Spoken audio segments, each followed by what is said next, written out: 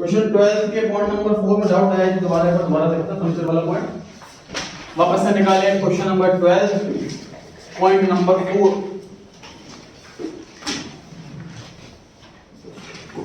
इसमें लिखा है जो furniture was old and the same was disposed of for 760। Furniture पुराना हो गया था इसलिए हमने उसको बेच दिया 760 में। फर्नीचर था कितने का, ये ट्रायल बैलेंस में से ढूंढे।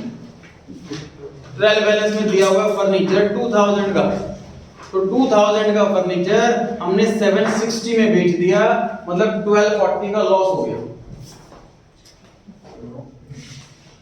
P&L अकाउंट के डेबिट में to loss on sale of furniture,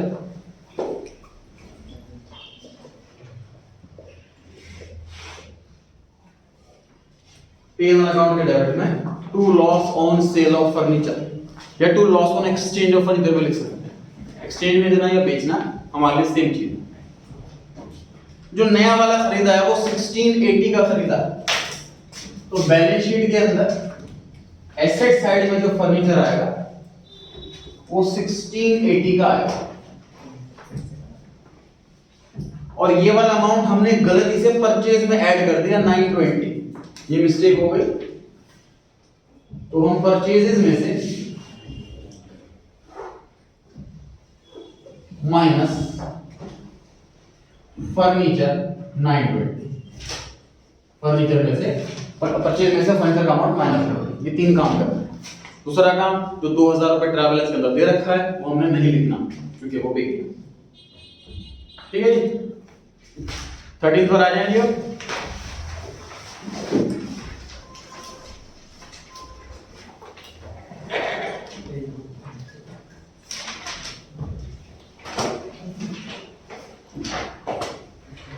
point number 5 पढ़े 13th क्वेश्चन में पॉइंट नंबर 5,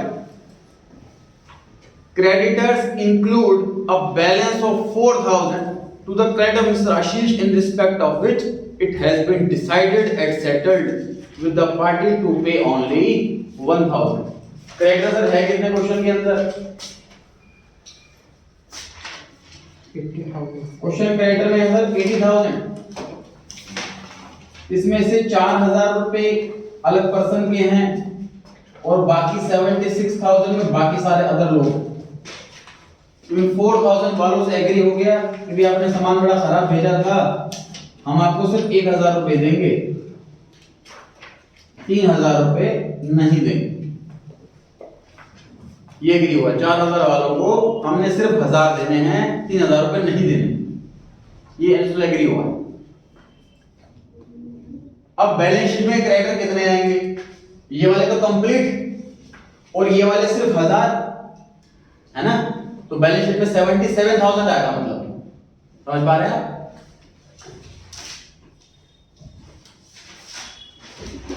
80,000 के क्रेडिटर्स थे माइनस सेटल्ड 3000, आउटर कॉलम में 77,000।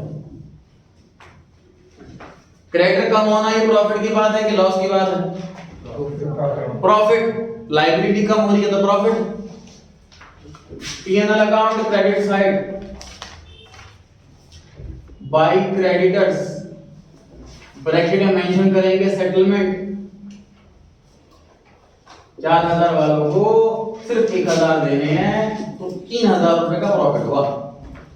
P&L account credit side by creditors 3000।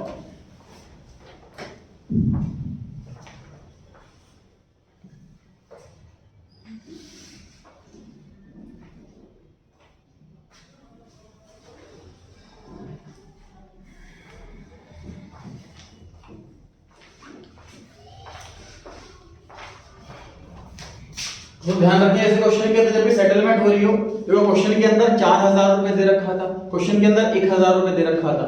जिसको ध्यान नहीं रहेगा एग्जाम में, या तो वो कहीं ना कहीं 4000 प्लस माइनस कर देगा या वो कहीं ना कहीं 1000 प्लस माइनस कर देगा। हम सर रट करके नहीं जा सकते, हमें ट्रांजैक्शन का मीनिंग निकालना है, हमारे कौन से अकाउंट पे कितना इंपैक्ट पड़ेगा ये कैलकुलेट करना है, उसके बाद प्लस या माइनस करना।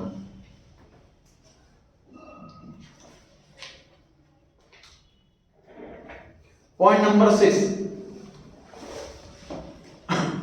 Sales include goods worth 15,000 rupees sent to Ram and Company on approval and remaining unsold as on 31st March 19. The cost of the goods was 10,000.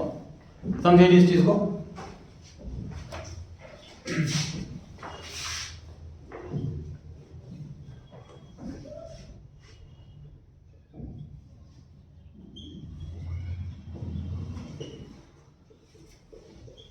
Goods हमने बेचे हैं 15,000 के 10,000 वाले।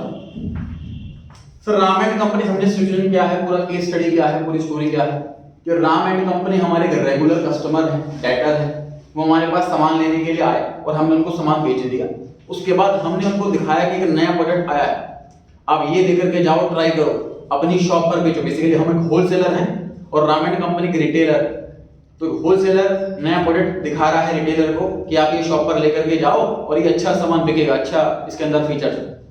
लेकिन रिटेलर मना कर देता कि भैया कोई डिमांड वगैरह तो आई नहीं कस्टमर की कभी कि ऐसे फीचर वाली हमें आइटम चाहिए, मुझे नहीं चाहिए रैंडम।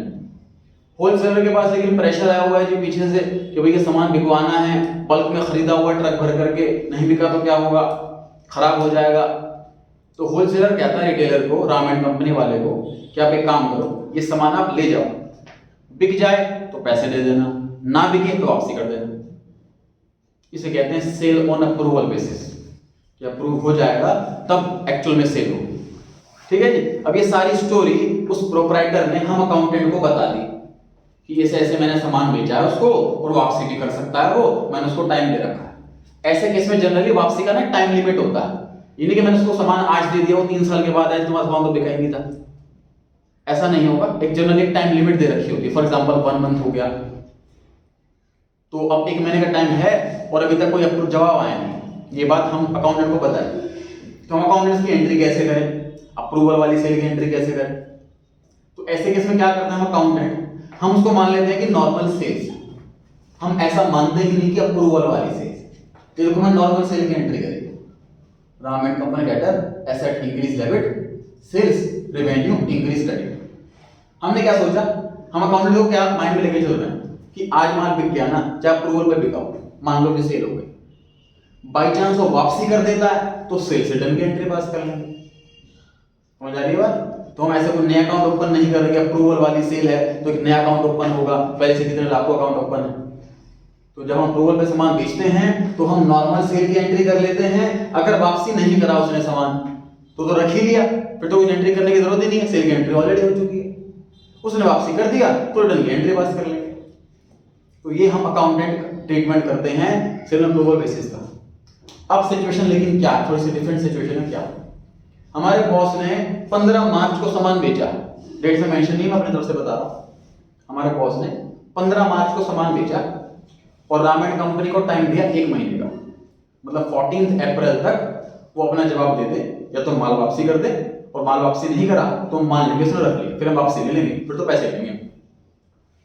ठीक। लेकिन बीच में आ गई 31 मार्च, 15 मार्च को हमने सामान बेचा और जवाब देने का उसके पास टाइम है 14 अप्रैल तक का। बीच में 31 मार्च आ गई। 31, अब हमने देखो सेल मान चुके हैं इसको पहले से, इसको हम सेल को लिखते हैं डेबिट अकाउंट क्रेडिट साइड में। स्टूडेंट्स कॉन्सेप्ट रोकता है, सर ये एक्चुअल में सेल तो हुई नहीं, आप इसको अपनी इनकम कैसे मान सकते हो? ठीक है ना। 31 मार्च को ऐसे कॉल करके भी नहीं पूछ सकते कि सर आप रख रहे हो मुझे बता दो, अकाउंटिंग करनी, ऐसे तो नहीं होता। अकाउंटिंग बिजनेस, मतलब बिजनेसमैन कंफर्टेबल नहीं करेगा अकाउंटेंट को, अकाउंटेंट को बिजनेसमैन की कंफर्ट के अकॉर्डिंग अकाउंट्स बनाने होते हैं। हम बॉस को ऐसे नहीं कर सकते कि आप ऐसे काम करो ताकि हम अकाउंट बनाने में आसानी हो, हम ये नहीं बोल सकते। तो अब क्या करना चाहिए, देखो इसकी रिवर्स एंट्री करनी चाहिए। स्टूडेंट्स कॉन्सेप्ट कहता है कि आप इसको सेल मान रहे हो, गलती कर रहे हो। ड्यूरिंग महीने तो सही है, मान लीजिए मैंने जून में सामान बेचा, फॉर एग्जांपल जून में सामान बेचा और जुलाई तक का टाइम है सामने वाले के पास, तो जुलाई तक वापसी कर देगा, सेल्स रिटर्न की एंट्री पास कर लेंगे। वापसी नहीं करा उसने तो सेल की एंट्री वही रखी है। ड्यूरिंग में तो कोई दिक्कत है ही नहीं, दिक्कत मार्च वाली सेल में है, क्योंकि हमारा जो प्रॉफिट है वो ड्यूरिंग द ईयर निकालते नहीं, जून जुलाई का प्रॉफिट निकालते ही नहीं, हम प्रॉफिट निकालते हैं मार्च। तो सिर्फ मार्च वाली जो अप्रूवल वाली सेल है सर, आप पंगा उसी में कि हमें ये एज अ सेल नहीं दिखा सकते अपने फाइनल अकाउंट्स के अंदर। ये छोटा एग्जांपल बोलूं टेस्ट का, मान लीजिए आपके स्कूल में टेस्ट चल रहे हैं, टीचर ने गलती से आपके 2 मार्क्स काट लिए गलती से, आपने फाइट करी, मैंने मेरा आंसर सही है, वो कहती है अब तो अपलोड हो गया, अब तो मैं कुछ नहीं कर सकती, लेकिन जब नेक्स्ट टेस्ट आएगा तो 2 एक्स्ट्रा दे दूंगी। ये हो सकता है ड्यूरिंग द ईयर वाले टेस्ट में, लेकिन 11th के टेस्ट के मार्क्स को 12th में अपडेट नहीं कर सकते। समझ आ रही है बात, है ना? फाइनल रिपोर्ट में नहीं चेंज हो सकता। ड्यूरिंग द ईयर एडजस्टमेंट हो सकती है, ड्यूरिंग द ईयर एडजस्टमेंट हो सकती है कि मई की सेल जून में क्लियर होगी, जून की सेल जुलाई में क्लियर हो गई, लेकिन मार्च की सेल अप्रैल में क्लियर होनी है, बीच में 31 मार्च आ गया, ये सबसे क्रूशियल टाइम है। उसको मुझे रिवर्स एंट्री करनी, रिवर्स एंट्री बताओ क्या होगी? बोलिए क्या एंट्री होगी रिवर्स? सेल्स अकाउंट पहले क्रेडिट किया था, डेबिट कर लो, और राम एंड कंपनी पहले डेबिट किया था, क्रेडिट कर लो, ये होगी रिवर्स एंट्री। सही है?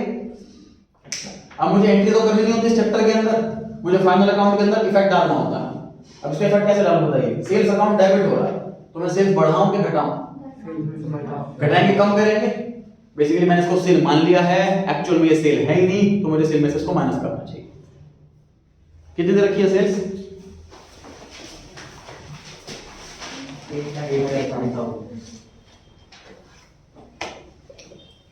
माइनस अप्रूवल, ये अप्रूवल वाली सेल,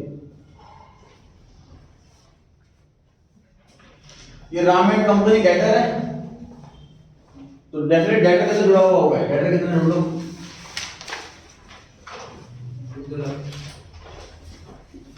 माइनस अप्रूवल, 2 लाख की टोटल डेटर है, इसमें से 15,000 रुपए के अप्रूवल वाले डेटर हमने कम कर लिए हैं।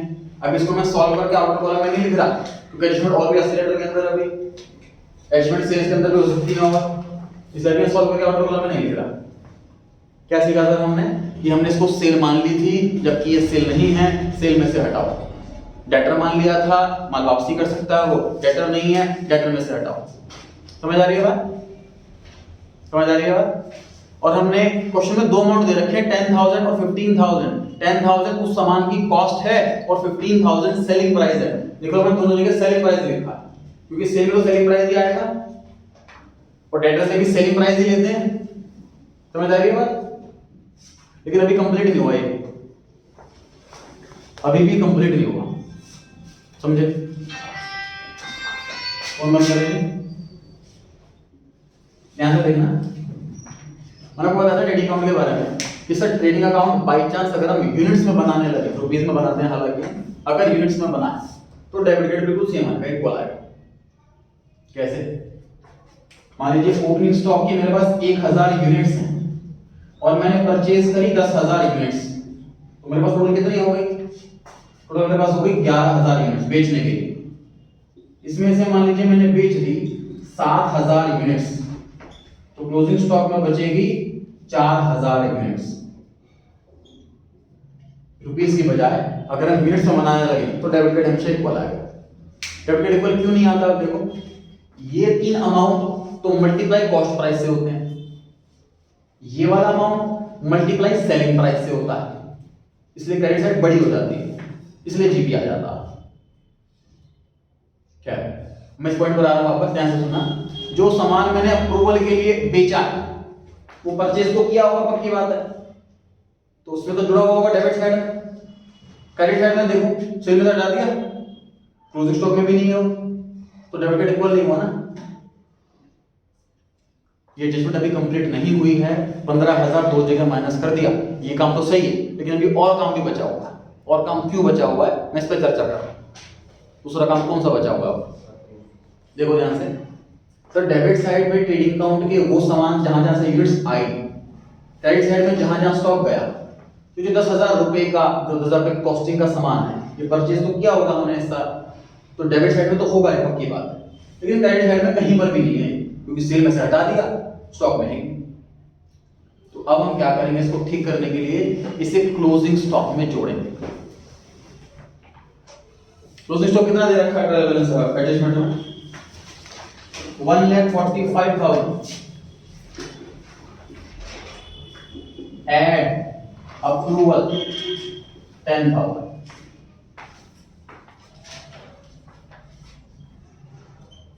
By closing stock 1,45,000 add approval 10,000। और चर्चा करते हैं इस पर अभी।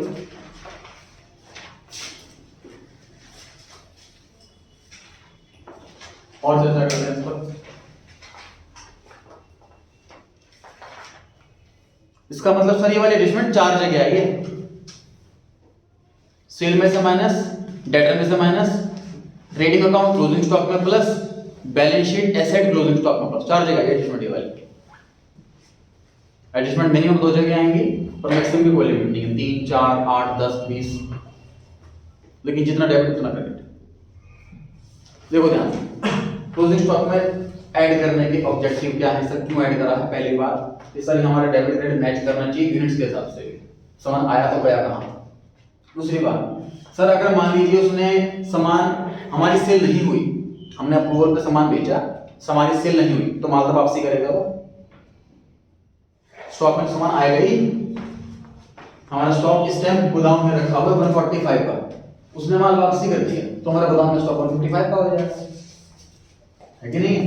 ये तो 100% श्योर है, तो अपना स्टॉक तो मान ही सकते हैं उसको।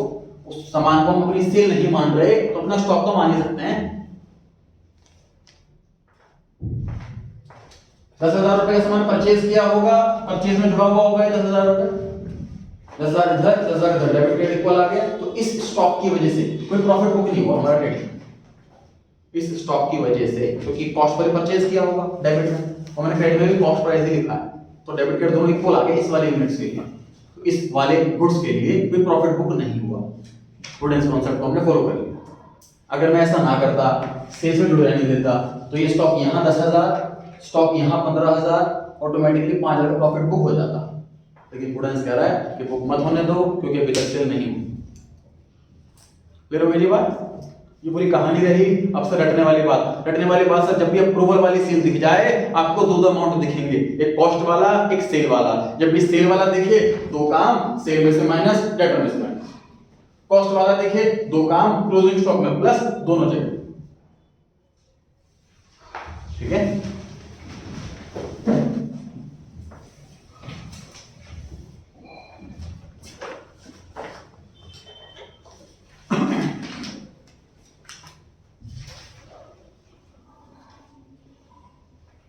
नाइन्थ पॉइंट, सेल्समैन को हमने कमीशन देना है टोटल सेल का 10%। टोटल सेल का 10%। सेल्स कितनी आ रही है बताइए फटाफट से। 8,15,000, 8,15,000। कितना कमीशन बना है इसका? टू सेल्समैन कमीशन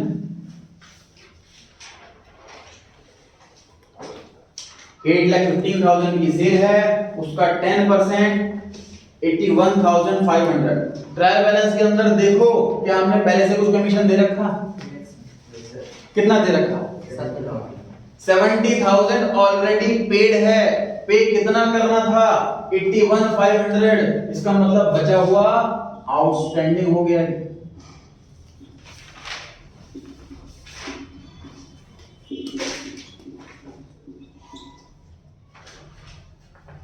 कमीशन इसको हमें देना है 81,500, ऑलरेडी पे कर चुके हैं 70,000, तो 11,500 पेंडिंग रह गया।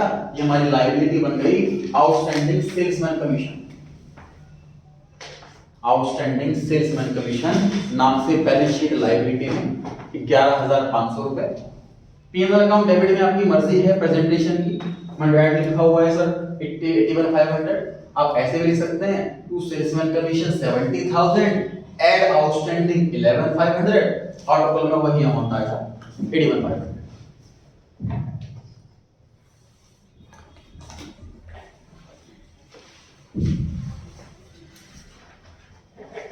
मेरे अकॉर्डिंग जो अलग एडजस्टमेंट थी सारी कवर अप हो चुकी हैं। आपको फिर भी कोई डाउट पूछना है तो पूछ सकते हैं सर। फोर्थ पॉइंट ये फर्दर बेटर से 5,000 सर लेकिन यहाँ पे लिखा है एज एक्सटेंड टू द 5000 मतलब 5000 रुपए तक बजट होगा। 4000 दे रखे हैं ट्रायल बैलेंस। हाँ उससे मैटर नहीं करता। उससे नहीं मैटर। हाँ वो ट्रायल बैलेंस वाले पैकेट है, एचिवमेंट वाले पैकेट है।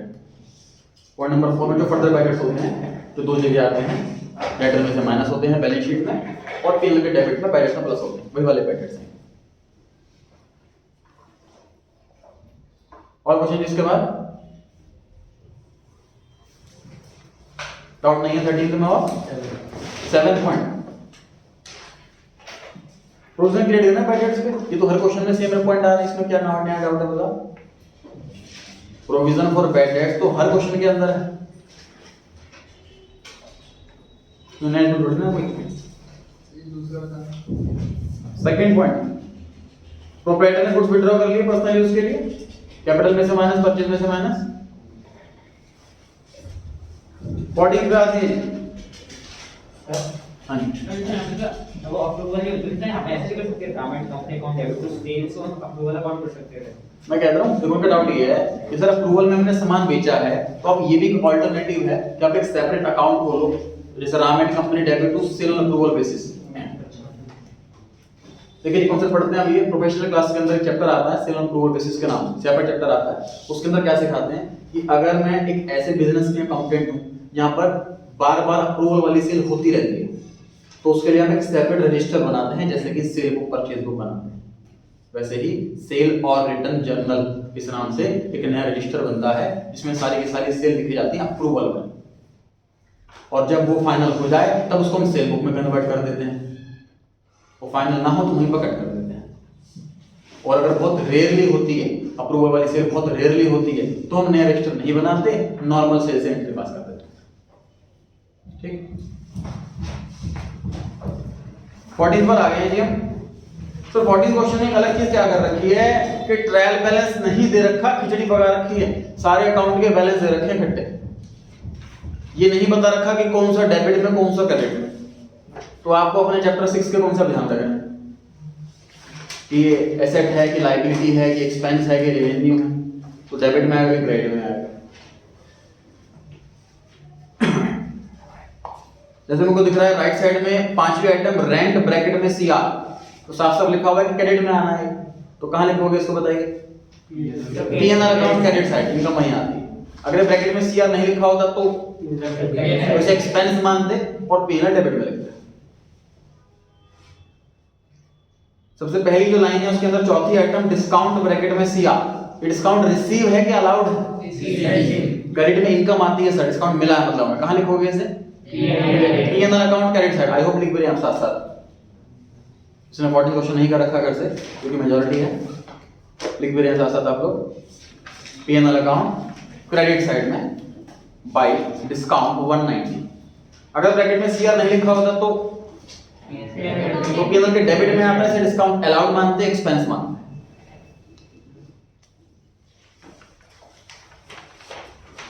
पॉइंट नंबर 1 में लिखा हुआ है डेप्रिसिएट करें पुरानी बिल्डिंग को 2.5% के रेट से और न्यू एडिशन को 2% के रेट से। तो ढूंढते हैं सर ट्रायल बैलेंस के अंदर बिल्डिंग कहां है? दिख रही है आपको बिल्डिंग? 25। ठीक,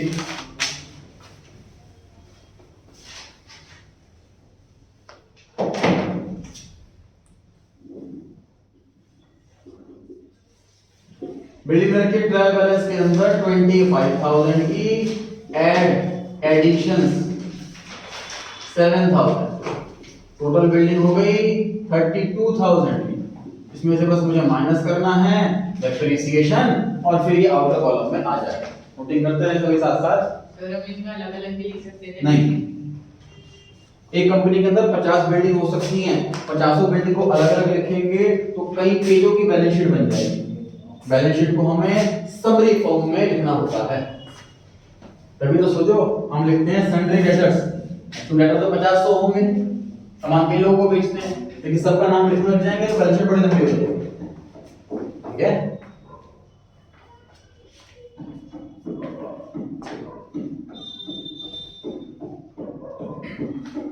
डेप्रिसिएशन पर आते हैं sir, PNR account debit side to depreciation on building question में साफ साफ लिखा हुआ है कि पुराने वाली बिल्डिंग पे 2.5% और नए वाली बिल्डिंग में एडिशंस पे 2%।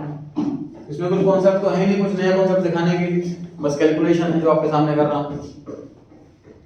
बताएं कितना हुआ है सर 725 और टोटल मिला के दोनों का 725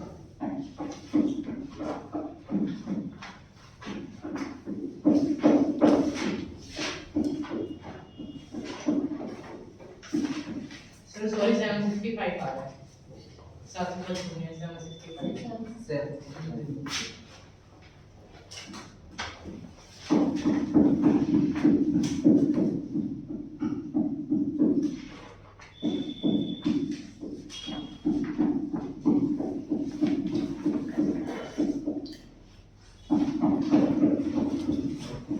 पॉइंट नंबर 8 में लिखा हुआ है जी अनएक्सपायर्ड इंश्योरेंस। ये प्रीपेड इंश्योरेंस का ही दूसरा नाम है। अनएक्सपायर मतलब अभी तक इसकी वैलिडिटी बची हुई है, नेक्स्ट ईयर तक भी चलेगा, ये मतलब होता है इसका। प्रीपेड होता है ये। तो बैलेंस शीट में एसेट में लिखना है आपको प्रीपेड इंश्योरेंस 240 लिख लीजिए, balance sheet asset side unexpired insurance 240।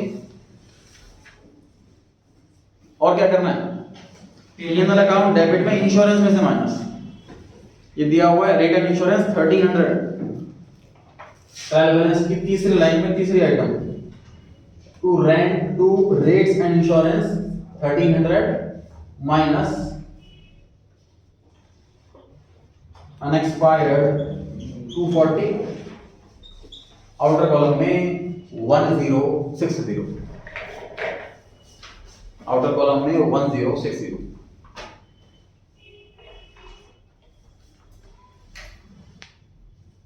इसने ट्राई करा, घर पे डाउट आया तो पूछें। मेरे अकॉर्डिंग एडजस्टमेंट कोई भी न्यू नहीं है इसके अंदर।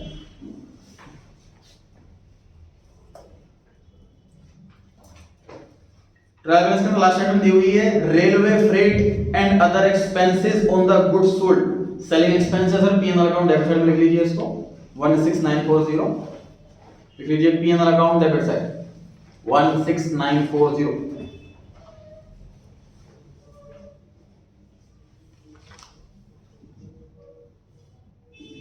Point number 5 rent receivable. ये क्रूड रेंट होता है, रेंट में मिलना बाकी है, अभी तक मिला नहीं है, हमारे लिए एसेट है। रेंट रिसीवेबल एसेट है, balance sheet asset side.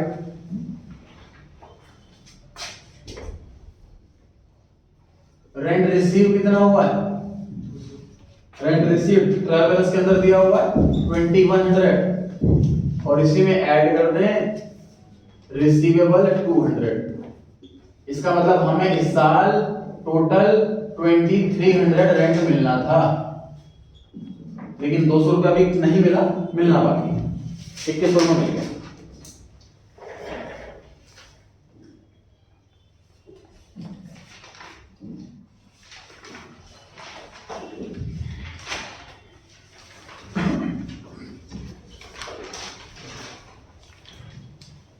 Fifteen question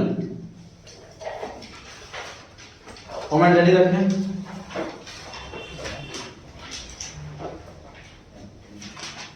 fifteen question format ready रखें।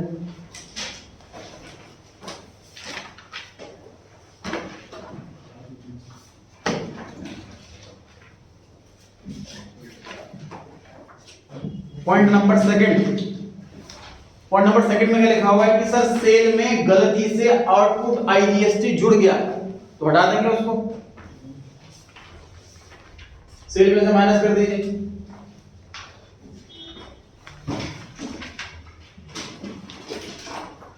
ट्रायल बैलेंस में सेल्स दे रखी है 8,10,000 minus output IGST 50,000।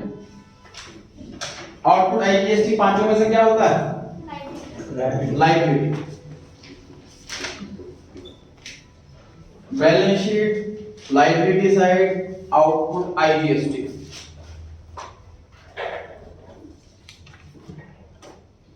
Balance sheet liability side output IGST 50,000।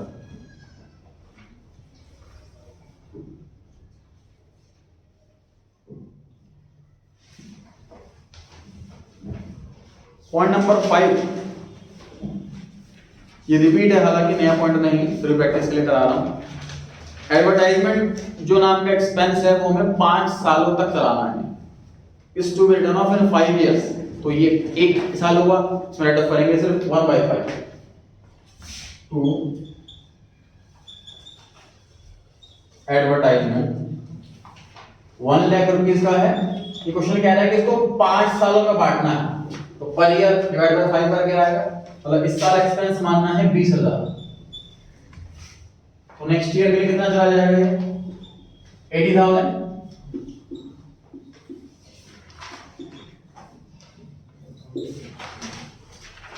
Total हमने एडवर्टाइजमेंट कराया है 1 लाख रुपीस का। हमें लगता है कि इसका बेनिफिट हमें 5 सालों तक मिलेगा, तो इसका बेनिफिट हम 5 सालों में बांटना चाहते हैं, एक्सपेंस 5 सालों में बांटना चाहते हैं, तो डिवाइड बाय 5 करके 20,000 का एक्सपेंस इस साल माना और 80,000 नेक्स्ट ईयर लेके जा रहे हैं। फिर नेक्स्ट ईयर 20,000 एक्सपेंस मानेंगे, 60 उससे अगले साल लेके जाएंगे, एंड सो ऑन। हर साल 20,000 खर्चा मानेंगे, घटता जाएगा, क्या सालों पे हो जाएगा।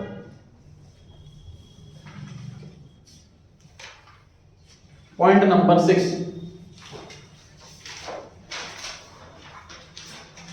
Right off half of a dues cheque.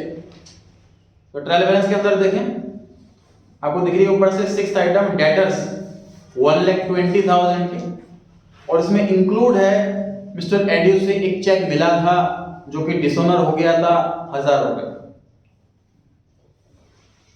तो पॉइंट नंबर 6 कह रहा है कि हाफ चेक राइट ऑफ कर दो। कौन बताएगा जी, ट्राई करना चाहेगा कोई? इसका सर क्या मीनिंग है, क्या करना चाहिए, कहां प्लस कहां माइनस, किस नाम से? डेटर में से माइनस कर देंगे और बेडेड प्लस। ठीक है, ये सिंपली 500 रुपए के पैकेट लिखे हुए हैं। मुझे किसी पर्सन से 1,000 रुपए लेने हैं और क्वेश्चन कह रहा है कि 500 रुपए तो हटा दो बुक से। राइट ऑफ लिखे हुए को हटाना, बुक से हटाना है सर, 500 रुपए को आधे को हटाना, 1,000 का आधा 500, तो सिंपली समझ लो ये लिखा हुआ है फर्दर बैलेंस 500 रुपए, ये चीज लिखी हुई समझ लो। डेटा में से माइनस कर दें,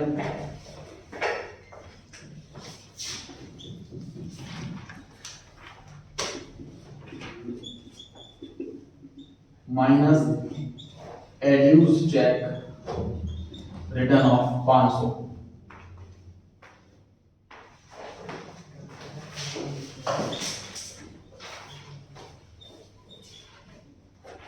ऑलरेडी ब्रैकेट दे रखे क्वेश्चन के अंदर, नहीं दे रखे, एडजस्टमेंट में इसमें भी नहीं, एड्यूस चेक 1000 डिवाइड बाय 2, 1,000 रुपए का चेक है और हमें आधा राइट ऑफ करना है, मतलब 500 रुपए।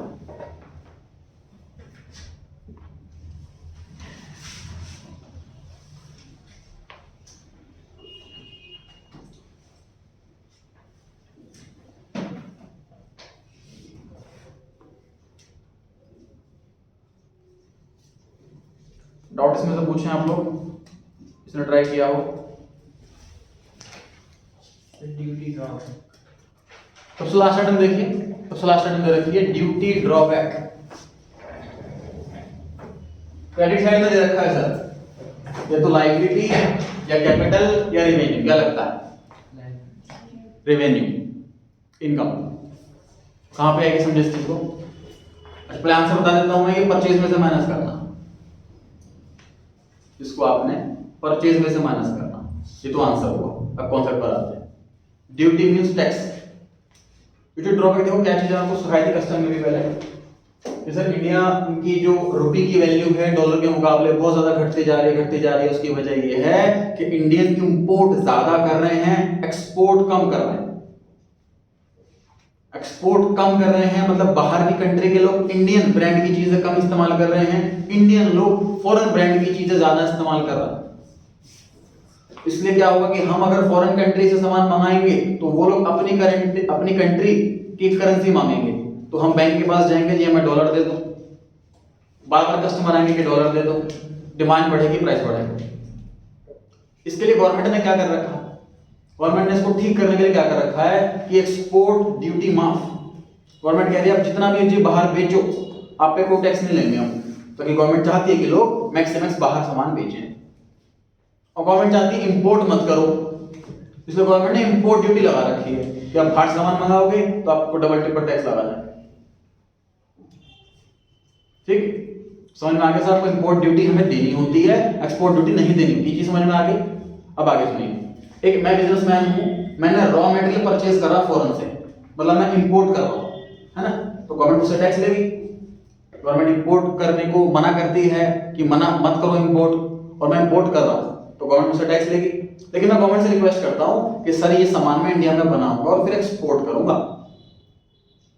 तो गवर्नमेंट कंट्री का फायदा ये होगा, भाई मैं 1 करोड़ का सामान इंपोर्ट कर रहा हूं, उसके गुड्स बनाऊंगा तो महंगे बेचूंगा, 2 करोड़ का बेचूंगा, तो इंपोर्ट सिर्फ 1 करोड़ का हुआ, एक्सपोर्ट 2 करोड़ का हुआ, तो कंट्री का फायदा ही हो रहा है। तो मुझसे भी इंपोर्ट ड्यूटी आप लोगों को नहीं लेनी चाहिए। गवर्नमेंट अगर इंपोर्ट ड्यूटी ना ले तो बाद में एक्सपोर्ट ना करो, तो गवर्नमेंट कहती है आप इंपोर्ट कर रहे हो सामान, आप फिलहाल तो इंपोर्ट ड्यूटी भर दो, जब आप एक्सपोर्ट करोगे हमें डॉक्यूमेंट दिखा देना, आपको वापसी दे देंगे, पैसा रिफंड कर देंगे। This refund is duty drawback. आपने क्वेश्चंस किए हुए पहले, उसमें आया हुआ था कस्टम ड्यूटी ऑन परचेज, ध्यान है, हम परचेज करते टाइम कस्टम ड्यूटी दे रहे हैं, इंपोर्ट ड्यूटी तो है, कस्टम वर्ड के अंदर इंपोर्ट एक्सपोर्ट दोनों आ गया। परचेज कर रहे हैं हम तो इंपोर्ट ही कर रहे होंगे, तो कस्टम ड्यूटी अगर हम परचेज पर दे रहे हैं तो परचेज में ऐड कर देते हैं, या फिर ट्रेडिंग में अलग से लिखते हैं, तो कस्टम ड्यूटी ऑन परचेज आगे वापसी आ गया, उसमें से माइनस करो, ठीक है जी। तो आपको परचेज में से माइनस करना है, ड्यूटी ड्रॉबैक, ये कस्टम ड्यूटी का रिफंड है, जो कस्टम ड्यूटी हमने पे करी थी पास्ट में, इस वाले उसका रिफंड आएगा।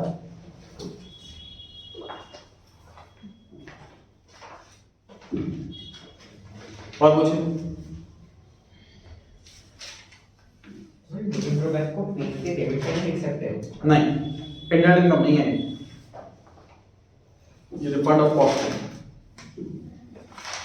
सर फ्राइड इनवर्ड और कैरेज इनवर्ड देखो। हाँ, सर फ्राइड एंड कैरी है तो सेम चीज। हाँ जी, अपने ट्रांसलेशन करता हूं ट्रबल्स के अंदर इतना ड्यूटी ड्रॉबैक, वो एडजस्टमेंट।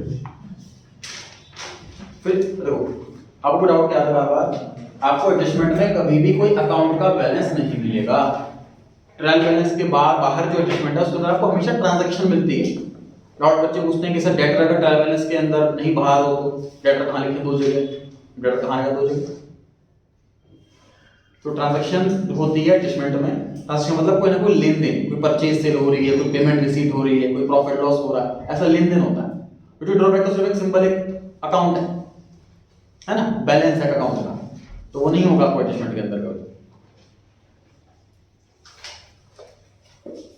और कुछ इसमें सर एक इंटरेस्ट दे रखे डेबिट साइड, इंटरेस्ट दर का डेबिट साइड में एक्सपेंस है, pin account debit side, debit में तो डेफिनेटली पे करा होगा हम लोगों ने।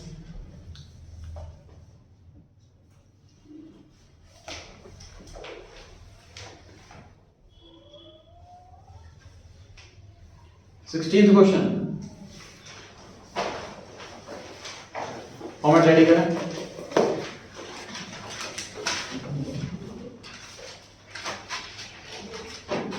क्वेश्चन 1 से 12 में कोई डाउट रह गया हो किसी को तो पूछ सकता है। थर्ड इंपॉर्टेंट क्लियर करा दिया मैंने। 1 से 12 में अगर कोई डाउट रह गया हो, होमवर्क कर रहा हो, उस टाइम डाउट आया हो तो आप पूछ सकते हो दोबारा। 1 से 12 क्वेश्चन किसी में से भी, या क्लास वर्क के 4 क्वेश्चन थे उसमें से, बाकी सब फॉर्मेट बनाते रहे 16 क्वेश्चन के लिए।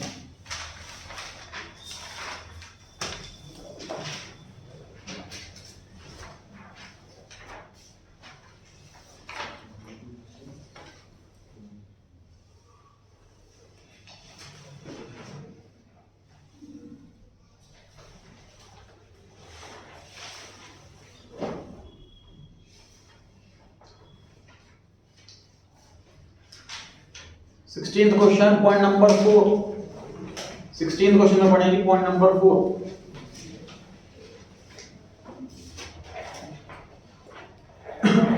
Insurance premium includes 4000 rupees paid towards proprietors life insurance policy. Proprietor की लाइफ की पॉलिसी करा रखी है सर, ये तो ड्राइंग्स है, इसे कैपिटल में से माइनस करना चाहिए। and the balance of the insurance charges is from the period 1st April 18 to 30th June 19. कितने महीने हो गए? 15 महीने। तो अगर इसमें इंश्योरेंस कितना दे रखा है ढूंढने के बाद 5,500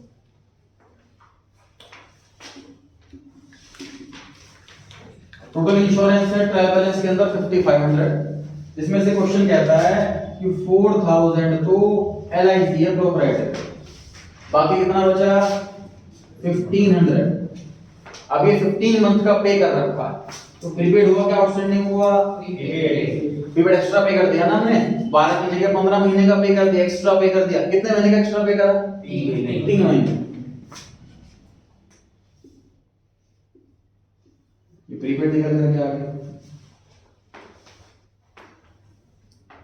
कहां पर लिखेंगे इसको? देखते हैं।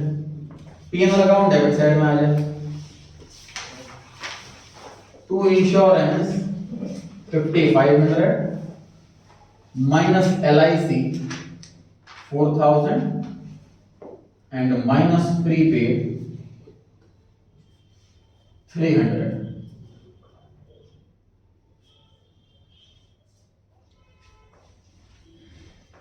Total 5500 minus LIC 4000 minus prepaid 300। Outer column में नोट करने से भी साथ साथ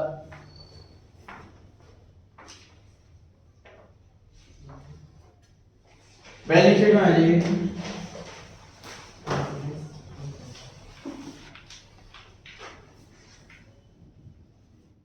prepaid insurance is an asset, balance sheet asset side. Prepaid insurance 300, balance sheet asset side. Prepaid insurance 300।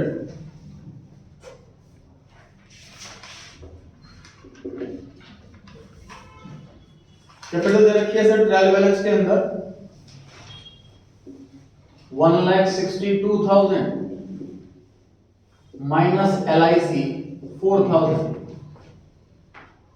Proprietor की लाइफ का इंश्योरेंस है, इसका पर्सनल एक्सपेंस है, ये ड्राइंग्स है, कैपिटल में से माइनस। एक्सपेंस नहीं है बिजनेस का, इसलिए एक्सपेंस में से माइनस कर लो, एक्सपेंस नहीं। प्रीपेड एसेट बन गई।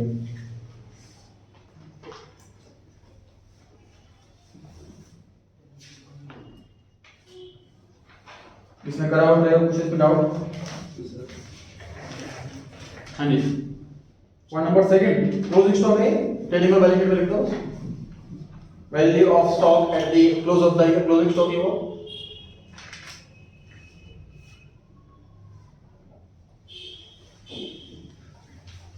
Rent for godown. हाँ जी। Sir rent for godown. P&L account debit side,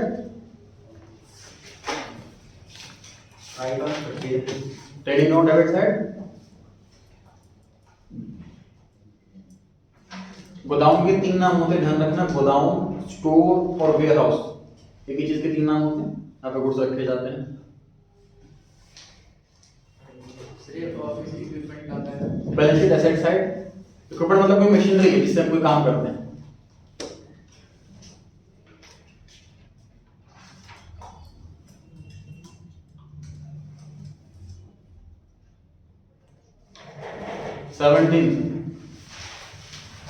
बनाए फॉर्मेट। एक दो पॉइंट के अलावा सारे रिपीट हैं, इसलिए आगे बढ़ रहा हूं। 17 शेयर फॉर्मेट रेडी करें।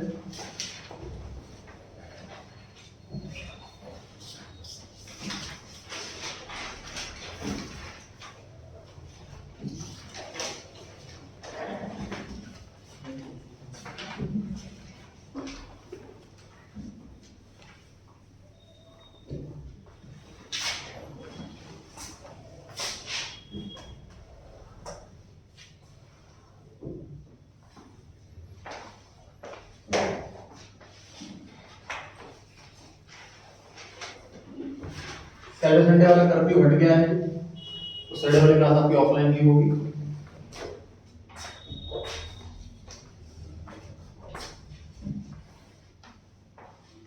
क्लास सैटरडे की ऑफलाइन होगी, same time.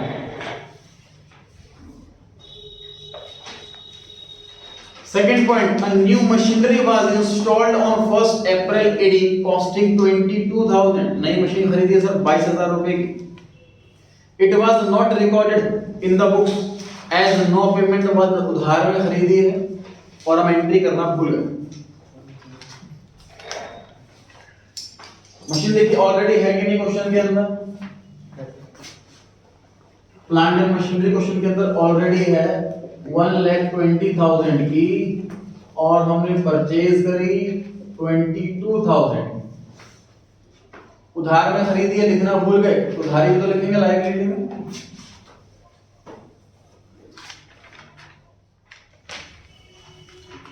Creditor for machinery balance sheet liability side 22,000.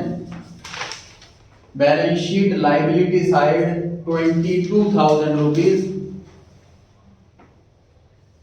उधार में खरीदी है, अब तक पैसे दिए नहीं है तो एसेट बढ़ी तो मशीन के नाम पर, कर्जा बढ़ा क्योंकि पैसे पेंडिंग है, अभी पेमेंट अभी भी पेंडिंग. आगे लिखता है 1,500 रुपए की वेजेस पे करी थी लेकिन उसको गलती से वेजेस में जोड़ दिया. नहीं जोड़ना चाहिए. मशीन खरीदते टाइम अगर इंस्टॉलेशन के लिए हमने वेजेस पे करी है तो मशीन की कॉस्ट का पार्ट है मशीनरी में ऐड होना चाहिए. गलती से वेजेस में ऐड हो गया तो वेजेस में से हटा दो.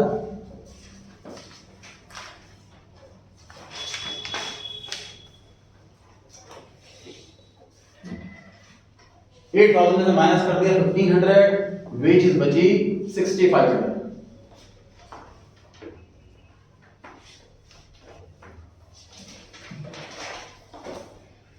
पॉइंट नंबर 3 में लिखा हुआ है कि डेप्रिसिएशन लगाओ मशीनरी पे 20% के रेट से.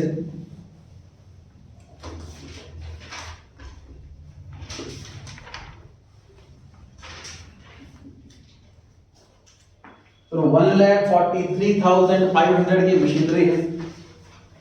डेप्रिसिएशन 20%. बताइए पुराने वाली पर कितने मंथ का, नए वाली पर कितने मंथ का? बताइए कौन बताएगा?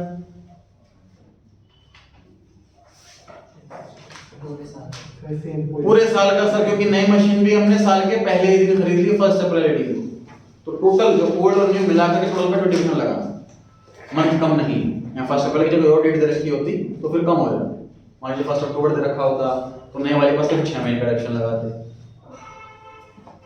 साल की शुरुआत में ही खरीद ली, एक्शन से फुल ईयर का लग रहा है. ओल्ड और न्यू दोनों. कितना और डिफरेंस क्या होता है? 98,000 बहुत ज्यादा हो गया. 28,700. ऑटो कॉल में कितना आया? 1,14,800. Depreciation is an indirect expense. P&L account debit side.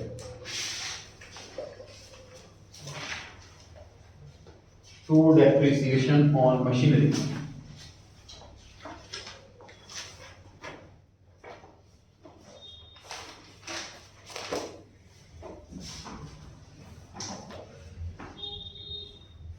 Point number 4, loose tools. इसकी टूल किट होती है सर, औजार वगैरह होते हैं, प्लास वगैरह, ये वो चीज है.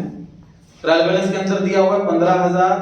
एडजस्टमेंट में लिखा हुआ है इसकी वैल्यू 12,000 रह गई. इसका मतलब 3,000 से वैल्यू कम हो गई. बैलेंस शीट में सर बैलेंस आता और जितनी वैल्यू कम हो गई नुकसान हो गया. तो लूज टूल्स रिटर्न ऑफ 15,000 से 12,000 के रह गए. 3,000 से वैल्यू कम हो गई. ये एक्सपेंस हो गया, नुकसान हो गया. P&L अकाउंट डेबिट साइड 3,000 हो गया. बैलेंस शीट एसेट साइड जो कुछ बचे 12,000 को नए वाली वैल्यू.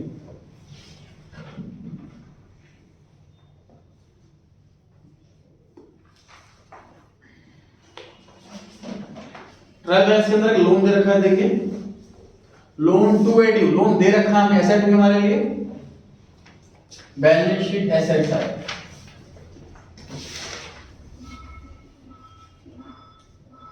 लोन टू एड्यू balance sheet asset side 30,000. Sir एक डेट भी दे रखी है, एक रेट भी दे रखा है. डेट है 1 अप्रैल 18 की, साल की शुरुआत की, मतलब पूरे 12 महीने का पीरियड हुआ। 30,000 का 10% कितना हुआ? 3,000। हमें इंटरेस्ट मिलना चाहिए 3,000। ट्रायल बैलेंस के अंदर ढूंढो, चेक करो एक्चुअल में कितना मिला। नीचे से 7th आइटम है इंटरेस्ट ऑन लोन टू एडी 1000, मिलना कितना था? 3, मिला कितना? 1। अभी पेंडिंग कितना रह गया? 2। एक्रूड इंटरेस्ट, पैसा मिलना बाकी हो तो एसेट, पैसा देना बाकी हो तो लायबिलिटी। ये वाला पैसा मिलना बाकी इसलिए एसेट। By interest on loan 1000, add accrued 2000, outer column में 3000।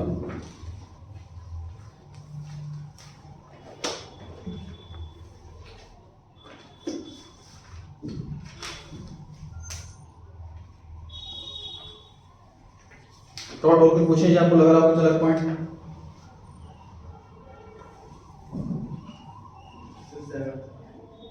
नेट प्रॉफिट का 10/110 करना है आपको। नेट प्रॉफिट कैलकुलेट होने के बाद पता लग पाएगा। नेट प्रॉफिट जितना भी आए उसका 10/110 कर दीजिए तो आपका कमीशन निकल जाएगा। मैनेजर कमीशन एक्सपेंस होता है, पीएनआर अकाउंट डेबिट में लिखेंगे और क्योंकि पेड नहीं है तो बैलेंस शीट लायबिलिटी में भी लिखेंगे आउटस्टैंडिंग मैनेजर कमीशन। ये क्लास वाले क्वेश्चन में कवर करा रखा है, उसकी रिकॉर्ड देख सकते हैं दोबारा। देखो सामने में कुछ अलग पॉइंट लग रहा हो तो